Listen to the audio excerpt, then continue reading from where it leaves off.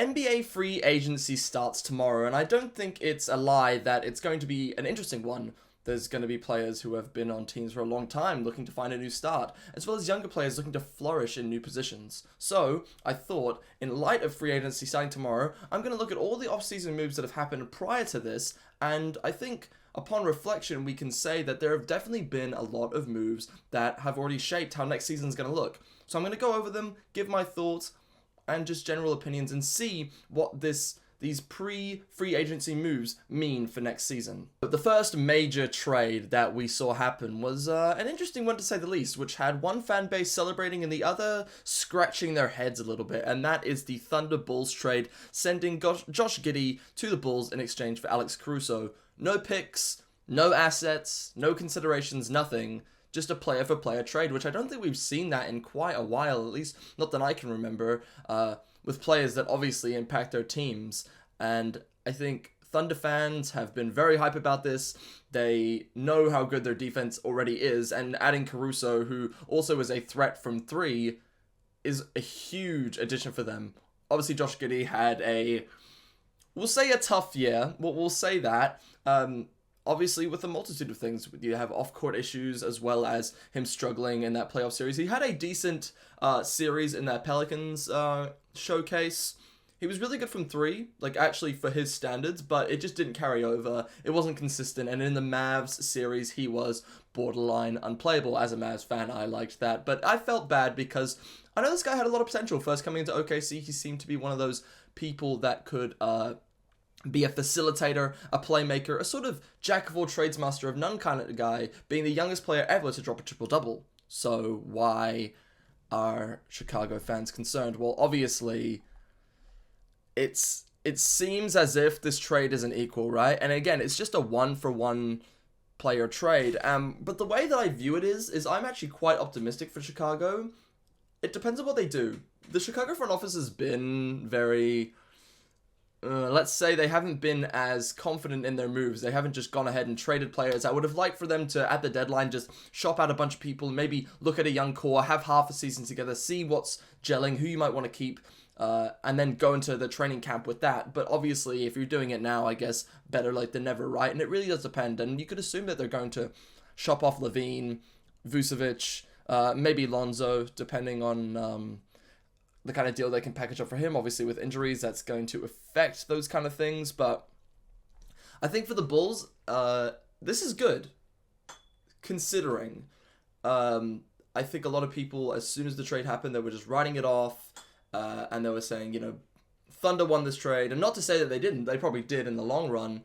But I think Josh Giddey needs a change of scenery. I think he just needs a off-season to just... forget about last year, move on, new environment, new team, new fan base, new coaches, new staff, and just try and get back to where you once were. And I still think, at his age, he's going to be able to provide a lot. And he's a 6'8" point guard, and he brings that size. And if he was to round out his three shooting ability, maybe if he did play with Lonzo, that would be able to alleviate some of the pressure. Maybe he spends less time on the perimeter and really does just be that facilitator. And you got Matas Buzelis now coming in from the draft, and I think that's really key to point out because I think he's going to be huge for them, honestly. So I say be optimistic. I think this could obviously go south as well. I mean, if Giddey just ends up being that guy that he was last year and just seems to never be able to get out of the both mental and physical slump that I think we saw him in last year. But for the Thunder, getting Alex Caruso, it's pretty insane. Although... his age kind of is a bit, off considering this is quite a young group. I don't think it really matters at all because what this guy is going to bring, and we know he can bring, is really, really good. And I think he's going to be able to bring that more experienced view a lot better than Gordon Hayward ever would. I mean, that was just a fucking disaster. So I think having Alex Caruso, he's going to bring that grit. He's going to bring that perimeter defense and just that overall defense that you'd love to see. You can go out and guard, he's going to be able to guard the majority of players that you're playing. And I think after the Thunder's run last year, it was quite obvious that this team is ahead of their time. They're ready. And I think Sam Presti made the right decision going and getting Alex Caruso, and the fact that he was able to keep all the abundance of picks that he has is quite a miracle. I thought, it's like spare change for them. They could just have given a couple picks to the Bulls, but no, they just go player for player, and this is going to be huge. Alex Caruso has played under Mark Daigneault before. I think this is insane. It depends. I think that as the Thunder just still need that backup big, the guy that can just get boards, especially offensive boards. Because if not, they're going to be really good, but they're never going to get over that hump. I mean, with the Mavs series, that was probably Luka and Kyrie as a combined duo, their worst series. I don't know if you want to count the Celtics one. I mean, I feel like even if they played really well, the Celtics still would have beaten them. They're such a stacked team. But in terms of their West run, that was their worst series, but it wasn't because of that. Yes, PJ Washington was shooting the lights out, but size was a part of that. It was their spacing and the offensive glass. You have Lively or Gafford in at any given time, and it just didn't help them out that when Chet was resting, they were just getting absolutely destroyed. Other Jalen Williams, big Jalen Williams, wasn't able to keep up with either Gafford or Lively. So they need that backup big. Otherwise, they're going to be a really good regular season team. Might even make a run to, West Finals or whatever. But if you want to, compete against, the very best and play for it all, which I think this team is now ready to do, you need that size. So hopefully they go out and pick up maybe an Isaiah Hartenstein. I think if they do, we could definitely look at Thunder going for that number 1 seed again. I mean, the West is going to be tough, but, this team is a reason why. So I think this is a really good trade, both ways, but in different ways. Okay, so the next major trade that was on the block was Mikal Bridges to the Knicks. What a fucking perfect fit. I mean, I did not think that this was going to happen. I had an inkling that, he would go to a good contender, but, Brooklyn seemed as if they were just going to be that ignorant front office that they seemed set on building around Mikal Bridges, which I just made no sense. But they give in, and they actually traded Mikal Bridges. And not only did they trade him, but they put themselves back in a position to be a rebuilding team. I want to see them get rid of Cam Johnson, flip him for some picks, and just maybe have Cam Thomas, be your guy next season and just be shit. And, maybe they even send away Nick Claxton. That could be a team that the Thunder might want to pick up. And just be kind of ass for a few years. But now you've gotten 5 firsts in exchange, because Knicks are in win now mode, and we'll talk about the Knicks in a second in terms of them winning now. But this is massive. I mean, the Knicks get a second round pick, 2026, but look at all those firsts that they're giving away. And if the Nets are going to be shit for a few years, these are the times that you want your first round picks to be coming in.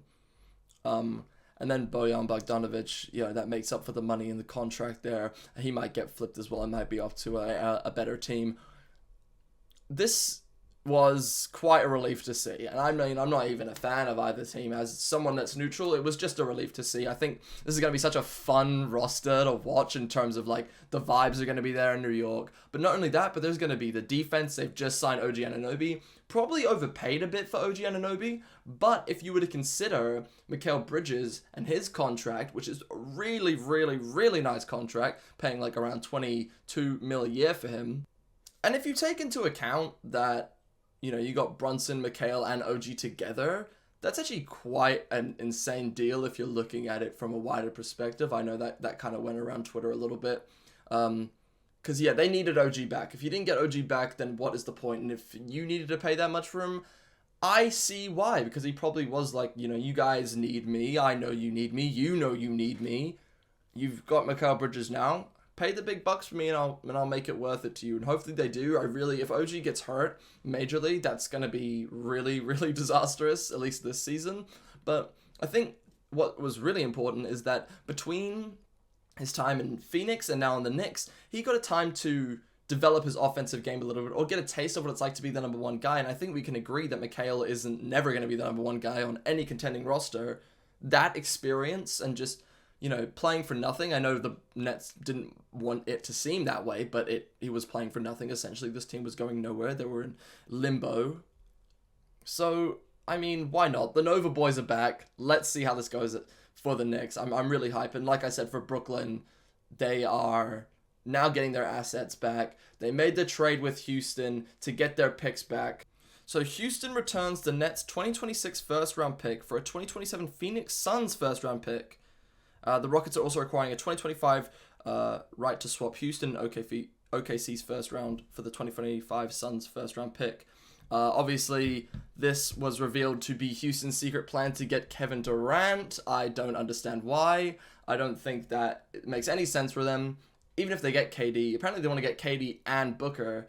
I say the only way KD gets traded is, and even Booker, it just depends on Suns next season. I think you can't just, although last season was a disaster, and I do see this team probably blowing up, I don't think it's now. I think it's either mid-season or end of next season, or this coming season, I should say. So, yeah, Rockets, a bit delusional. Like, you've got a real young core. You just drafted Reed Shepherd. You don't need KD. I understand you want to win now, but I just don't understand the impatience. Maybe it's all those years with Harden and Chris Paul and Westbrook and not being able to win that just makes them eager to get there. But I think patience is key with this kind of stuff, and Brooklyn has just learned that, and now they're going to have to be patient after not being so much so. But yeah, exciting for both teams, again, in different ways, much like the Bulls trade. So, another trade which was very interesting to me, and I think probably one of the more underrated ones so far, was Deni Avdija heading to the Blazers for Malcolm Brogdon and the number 14th pick. I think Deni Avdija is such an underrated player. He came off a career year, and I see him having a much better one. And he's a young guy. He's 23, I believe. And Washington adding 2 first-round picks, 2 second-round picks, and a draft night deal with Portland as well. But I think Malcolm Brogdon, he's probably going to get flipped to another team, I'd imagine. Again, I think contenders are definitely going to want this guy. It's similar to Alex Caruso. Like, on Portland, he just wasted a year away. I had him on my fantasy team, and he was clutch. But for Blazers fans, probably not so much so, because the way that he plays and where he's at in his career is just completely contradicting what the Blazers are trying to do. Whereas Deni Avdija does a bit of everything. I thought Deni Avdija might have gone to my Mavericks, considering that Tim Hardaway Jr. was looking to go to the Wizards, most likely. And don't worry, we'll be talking about Tim Hardaway Jr. very soon. But, I mean, this is really big for them to add to their young core. This guy, he averaged 14.7 points, 7.2 rebounds, and 3.8 assists, and played 75 games. So, this guy's going to play. He had some huge games, some high-scoring games, some great performances, and I think he still has a lot of room to improve. And, it's hard to say if this guy's going to turn into, like, some massive all-star or anything, but I think it's going to continue to feed Portland what they need. I just think they need to figure out their center situation. It's looking very crowded, but also not very, it's just not looking very... there's a lot of centers there, but there isn't one that stands out particularly. I mean, you have DeAndre Ayton, you have the Time Lord, so I think they'd probably be better on other teams, and I forgot the player they just drafted, but I'll chuck the name up. I think he's going to be massive for them. I did my research on him, despite not knowing his name, and I think that will help them out in terms of like having a big man on their roster. For the Wizards, I'm a bit confused, letting a player like this go, especially when you've just got Alex Sarr. Like, seems like the perfect time to now have a guy like this on your team, but still, maybe they'll keep Brogdon, maybe have him mentor some of those younger guys. Maybe he can facilitate a bit, bring ball up when he needs to. But I think that number 14 pick definitely was sort of the most tempting option for them there, but I definitely think we're going to have to give it to the Blazers for making a good shout here on a player acquisition. Okay, so our next trade, we have one from today. Hawks trading DeJounte Murray to the Pelicans, and I'm just going to say it off the bat, I just don't like this. I literally just do not like this. I just don't think DeJounte Murray is the kind of player that's going to help you win at the end of the day. I think he can be really nice, but I don't know, from this Hawks experiment that was a clear failure, it's like, what is adding him to the Pelicans, which is like the Boston Celtics of mid-teams, gonna do? Like, they have a lot of really good players, and they can be really good and really scary, but they don't have Zion healthy long enough. Now, I think if they do have a healthy season of Zion, it would be quite good, and I feel as if CJ McCollum's kind of on his way out in terms of, like, the production and how he was in Portland. He's just not that, or at least he's not that as consistently as he was in Portland. But I just don't know if this moves the needle for them. Again, like, you would think that this would make them a better team, and maybe it would, but again, bloodbath Western Conference. You can't just get better when everyone else is, and you're in, the more talented conference. I do think the East is definitely coming up, but I think it's still the West, which is the conference that you need to, fight in. And you're not going to be able to fight, I don't think, with this roster, especially, again, you have Brandon Ingram, who, I really like Brandon Ingram, but I think, he's just, they just don't have a player that's going to be able to manipulate the game and change the game. Yeah, I just don't think they're going to have that X factor, because their X factor is out a lot. I think if Zion is healthy, then yes, this is going to be a great move, and I think this core can maybe build up over this season and maybe, surprise some people, because when they are healthy and they are good, they are a scary team. But going to the playoffs, what if you're going to be facing a team like the Thunder, like the Mavs? Why are you going to be facing these really high defense teams, or these teams with lots of bigs that have players like Shea or Luka or Kyrie and a lot more that manipulate the game and change the game? You're going to need to be able to keep up with that, and I just don't know if DeJounte Murray is that. I think the Hawks, though, I like this move because I think it is the start of them resetting. I don't know how Zachary Ricochet is going to perform. I really don't. I feel like he's, just a really good 3-and-D wing that just happened to go number 1 because Alex Saad thought he was, some big boss man that can just choose and picks what he does, but I guess he did, so maybe he is that guy, but that's besides the point. My point is that the Hawks understood that with this number 1 pick, they needed to retool, and this duo wasn't working, and this number 1 pick was the golden opportunity to just put your foot on the gas and do it. We can assume that trade's going to be going in the coming weeks or maybe months, depending on how it is wrapping up a deal with him, but I think overall, I just am very unoptimistic about what the Pelicans can do going forward. I just want them to, and I want Zion to be healthy. I think it's so hard to make points and make predictions about a team whose star player hasn't been there for a lot of the time. So I say all this with a lot of optimism, to be fair, with a grain of salt, but until it is proven, I can't just, write home about how good this is. So that's kind of how I feel about it for now. The final deal I'm going to be looking into is the one with the Mavs and the Pistons, with the Mavs sending off Tim Hardaway Jr. to the Detroit Pistons, getting back Quentin Grimes. And this one is not as impactful, not as big as the other ones, you could definitely argue that for sure.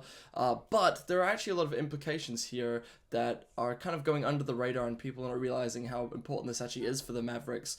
The main reason I'm going to say is now that Tim Hardaway Jr. is gone, not only is, he not going to be on that roster, and the obvious negatives that he brought, especially come playoff time, are not going to be a worry for them anymore, but now they have enough money to pay Derrick Jones Jr., which is a huge deal. There's probably a number of teams that are going to want to snag him up, but he wants to be in Dallas as long as he can get paid, and this deal allows that to be the case. But I do want to say, I see Tim Hardaway Jr. having a lot of nice moments in Detroit. I think it would be a really good opportunity for him to just, not have to worry about winning and do everything. He can just focus on his game, maybe widen his offensive bag a little bit, because he is a shot chucker. He's a notorious one, and that just did not work, especially when it came to him just missing. Really good at the first half of last season. Seemed like a top 6 man of the year candidate, maybe not the winner, but definitely someone who could be in the running for that. But then he just completely fell off a cliff after the trade deadline, and it's not like he's adding defense. He's not adding spacing. He's not adding pretty much anything. But Quentin Grimes, as a young player, the Mavs only a year prior didn't seem like that much of an up-and-coming young team. And yeah, they have Kyrie and Lucas kind of entering his prime, but he's still young. PJ Gafford, they're like 25. You got Josh Green, who, to be fair, might be getting shipped out in the future, because I do think Quentin Grimes and Josh Green are very similar players. Quentin Grimes is very good at catching threes. He's not the world's best three-point shooter, but I believe he was about 38% on 5 attempts per game, which you'll definitely take. And you can imagine playing with Luka and Kyrie, the open looks this guy is going to get will be insane.